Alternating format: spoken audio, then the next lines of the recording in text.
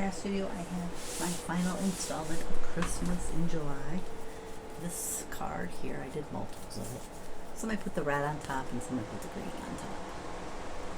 And some have different shades of yellow because I ran out of the gold one. But this design I got from Juniper from the Cricut Explorer. I think it's called Cricut Explorer and More. It's a Facebook group. She shares some files of projects she designed for people within the group to use. If I think about it, I will link the Facebook group down below.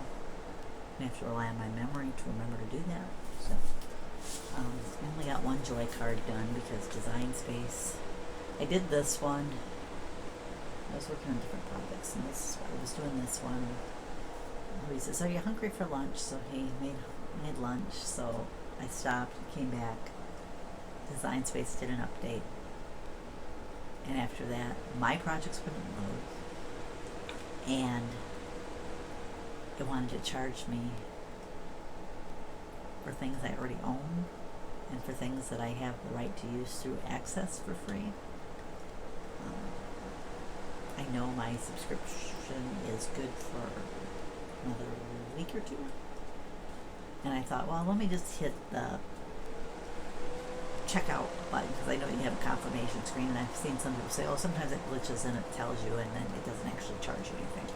But it did list a charge, but it was giving me my Access discount, so it wasn't anything to do with my Access subscription. So I'm like, well, I can't use my Cricut. And I thought later, oh, well, maybe I can do that. I know you can still get to the website version, which I was able to, which is how I did this card. But I couldn't use my Joy. The Joy wasn't an option for machines there. So I couldn't get the Joy projects to load because you couldn't select Joy as your machine. I think it's because they had already started phasing that out before the Joy became available, so it's not even an option on the website software versus the desktop software. But I did have a couple other projects already cut out, so I worked on them. I used my red velvety paper that probably doesn't show very well here, that I bought at Michael's, and then I had some black foil in my supply already, so I made this box. I did make a mistake. I put it together without Leo's video, and then I went to watch the video to get the flowers right, the little poinsettia leaves right, or whatever you want to call it. And I realized I put it together wrong. But and then I started this project. I haven't finished it, but I used the velvet paper on this one too. This is what I had used, the one I had bought last year, and then I seen that box. I'm like, oh, I want to use the red velvet on that one too, so I had to buy more. And then this is actually a white ribbon that I bought at Michael's a few years ago. So what I did was I cut out the template out of cardstock, and then I used scissors to cut it to the size that they wanted. Thankfully my ribbon was wide enough. It was just wide enough at the widest part that it worked. So I think it's going to look really cute. It's got poinsettias. I have them all cut because I cut everything at once, but I haven't gotten it put together. This is what it's supposed to look like when it's done. I'll try to remember to share that once I finish the flowers and get them done.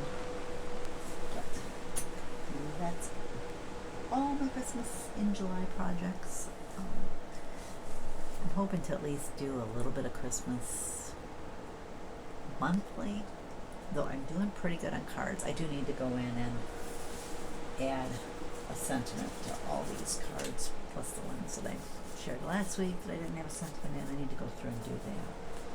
I'll try to do that today. It's a nice, easy project, just stamping on sentiment I go through in there. I'm waiting on a couple of orders from Totally Tiffany / Crafter's Companion. They merged, they're one company. But the one order is all Tiffany stuff, and the other order's kind of a combination. So I just placed that one, so I know it's going to be at least a couple of weeks, probably 3. because the Tiffany stuff I ordered a week ago. And in my informed delivery, I see a tracking number, and I looked, company name I didn't recognize, but I looked it up, and it's like an Indicia company, so it's basically just a postage company that prints postage. So I'm thinking by the location, it's out in California, I'm thinking it's the Tiffany order, because that's where Crafter's Companion is located. So I'm thinking that that's what it is, but it's still a pre-shipment, which basically means the label's been created, but a package has not been turned over to the post office. Last I checked, it was still that status. So here's the thing. I was fine waiting before, but once I seen that label was created, I'm like, oh, it came to get you. Oh, I want that stuff. Especially since I know once it enters the system, it won't take that long to get here. But I kind of wish they wouldn't show them in the system until they actually turned them over to the post office. That way you wouldn't have all that pre-time to think about it. I actually have a lot of respect for the companies that are, well, I know in California they kind of shut back down anyways, so they may not have a whole lot of options, but I know Crafter's Companion never went back up to full mode anyways, because they wanted to protect their employees, which I have a lot of respect for.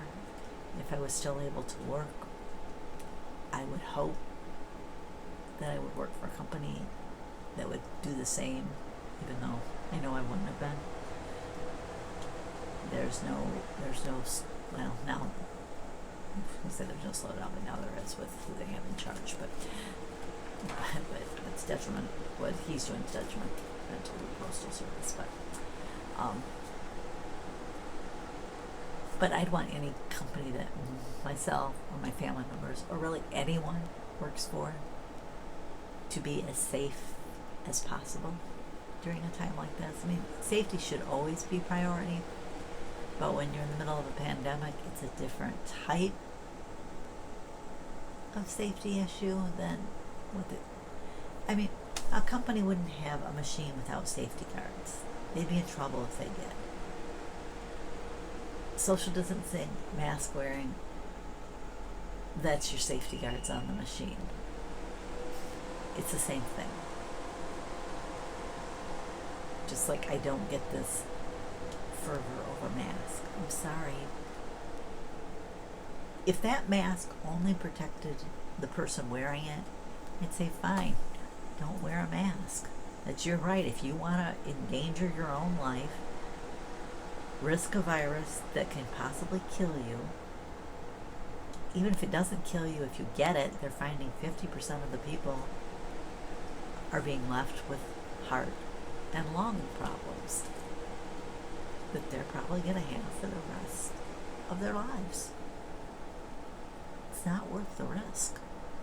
But if that mask only protected you, fine. You want to risk your life because you get hot in a mask?